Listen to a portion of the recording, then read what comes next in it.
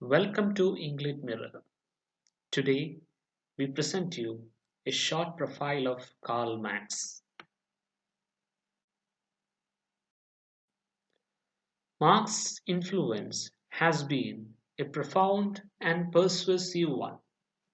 His thought has affected the lives of millions and has impacted on many aspects of modern society, in particular on politics, history, sociology, economics, philosophy, and the arts. He was born in the German Rhineland, at Trier, in 1818 and was of Jewish origin. He became a law student at the University of Bonn when he was 17, behaved rather wildly and transferred at his father's injunction to the University of Berlin. At Berlin, he turned to philosophy and began to work seriously on a doctoral thesis after his father's death forced him to consider his financial and career prospects.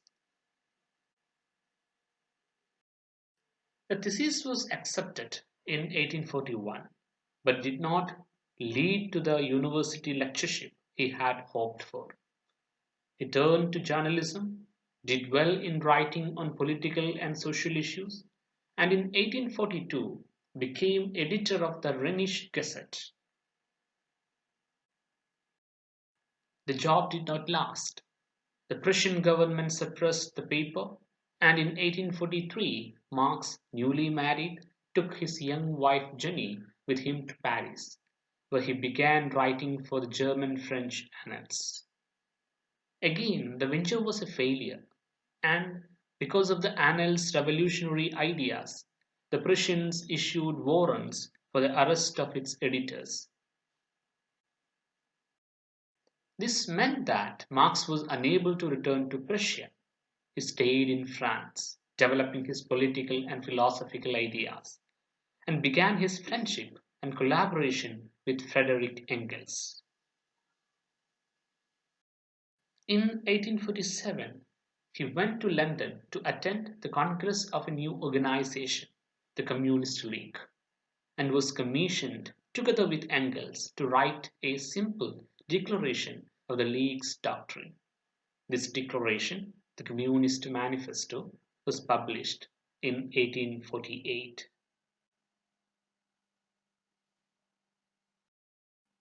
By then, Marx was in political disrepute in his home country as well as in France and Belgium.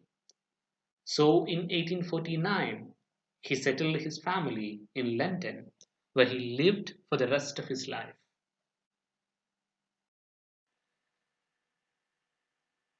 For a while, everything was difficult and harsh, not only because of lack of money, but because two of the Marx children died in infancy, and a third, Edgar, when he was 8 years old.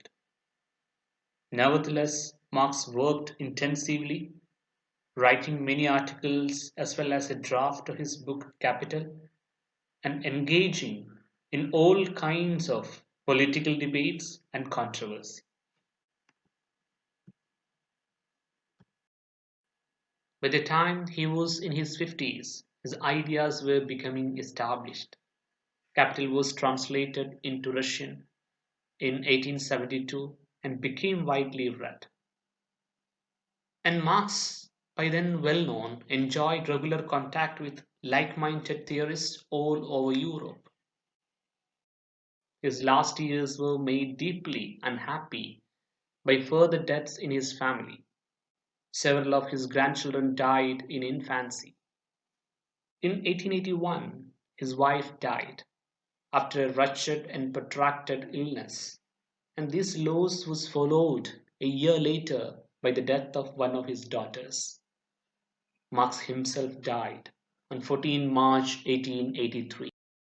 When Marx first began to formulate his ideas in the late 1830s, the philosophy of JRF Hegel was dominant at the University of Berlin. Hegel had posited the existence of mind as a universal spirit. He had maintained that particular individual minds are part of the universal mind, but are unaware of this ultimate oneness, so that mind is estranged or alienated from itself. This self knowledge is brought about by a process of dialectic. Hegelian dialectic is a kind of dynamic and progressive opposition in which an initial notion, the thesis, is countered by a contrary one, the antithesis. The opposition culminates in a synthesis which preserves and combines what is rational in the first two positions and then forms the basis of a new thesis. And so the dialectic proceeds. The followers of Hegel, the young Hegelians, were not comfortable with the thought that mind was the ultimate reality. At the same time, they wanted to abolish what they saw as self alienation and to liberate humanity through the historical and dialectical process of self knowledge. Moreover, they saw religion as a form of alienation through which humankind had attributed all the goodness and wisdom of which it was capable to a remote God, instead of recognizing those virtues as essentially human capacities. This was the fertile breeding ground of Marxian thought.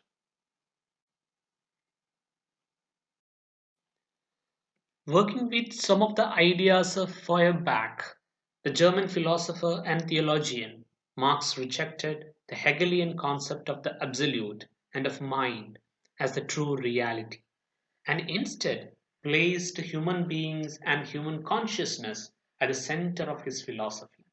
Gradually, he came to see the social relations that develop in connection with work, production, bargaining, and money as the determining forces in human history.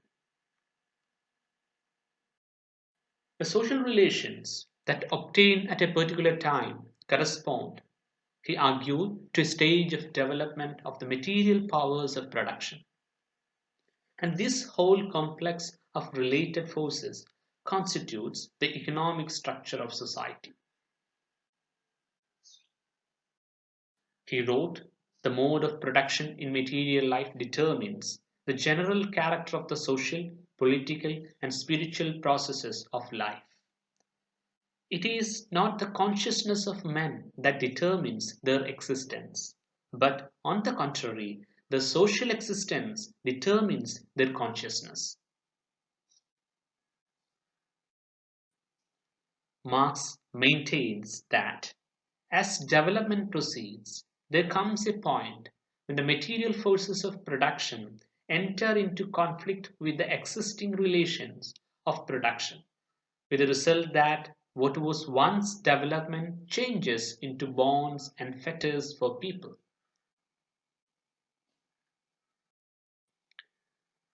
Relations of production are those obtaining between landowner and laborer, factory owner and factory worker, and so on.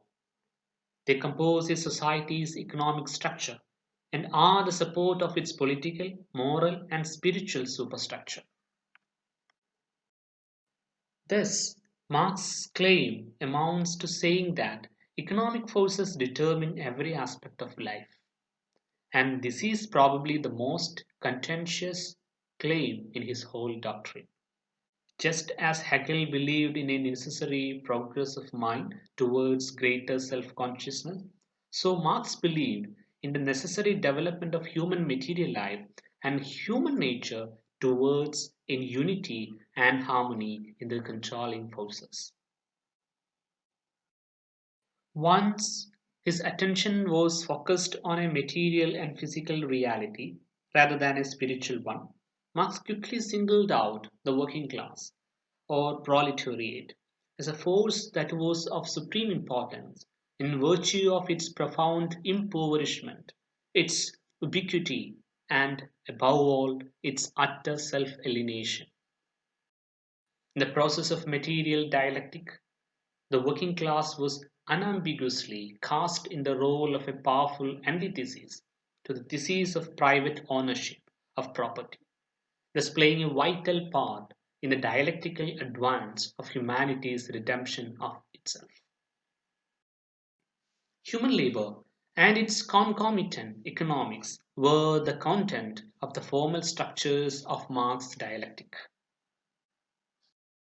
He believed that it was of the essence of human beings that they should actively make things, though not within a production system they did not control, or which exploited their ability to work and set them in competition against each other. Such adverse conditions, which Marx saw as prevailing almost everywhere, could be changed. He insisted only by the abolition of private property and of the system of work and wages that exploited people's labor.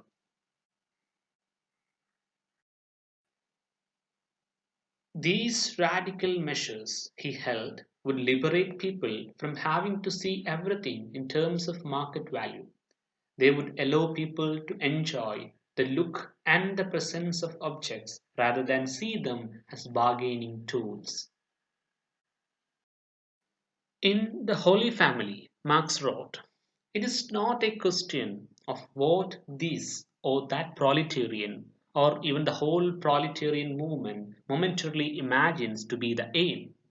It's a question of what the proletariat is and what it consequently is historically compelled to do. Its aim and historical action is prescribed irrevocably and obviously in its own situation in life as well as in the entire organization of contemporary civil society."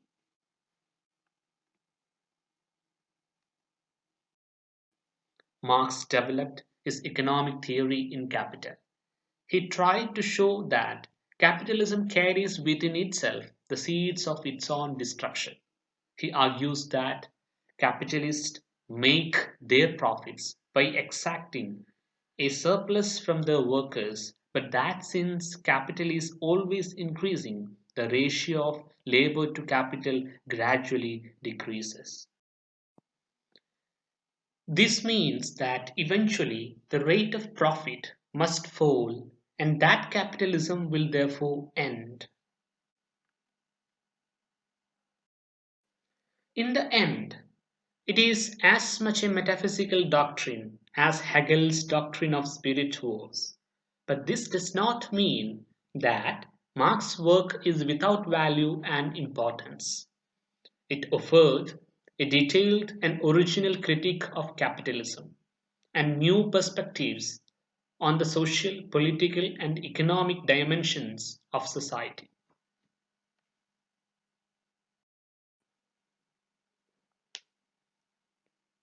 Many of Marx's followers, building upon his ideas and eager to develop all they could out of every one of them, have constructed a whole range of systems from his work, elaborating Marxist views on ethics, aesthetics, theology, metaphysics, and epistemology, as well as on the whole range of political, social, and economic concerns which Marx himself dealt with at considerable length.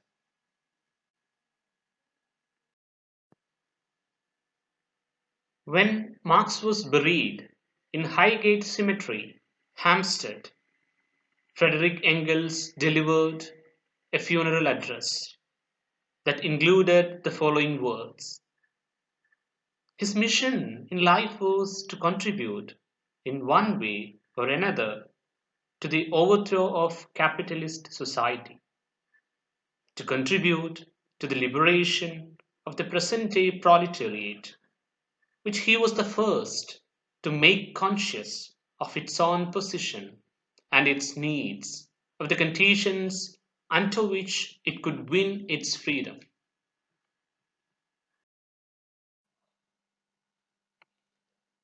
Fighting was his element, and he fought with a passion, a tenacity, and a success which few could rival, and consequently was the best hated and most calumniated man of his time.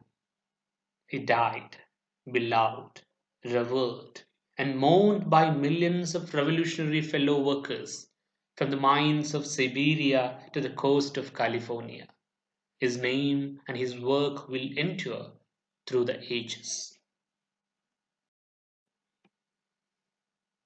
Marx's major writings: The Poverty of Philosophy, 1847; The Communist Manifesto, 1848; Grundrisse, 1857 to 58; A Contribution to the Critique of Political Economy, 1859; Capital, 1867 onwards. Thank you. Have a nice day.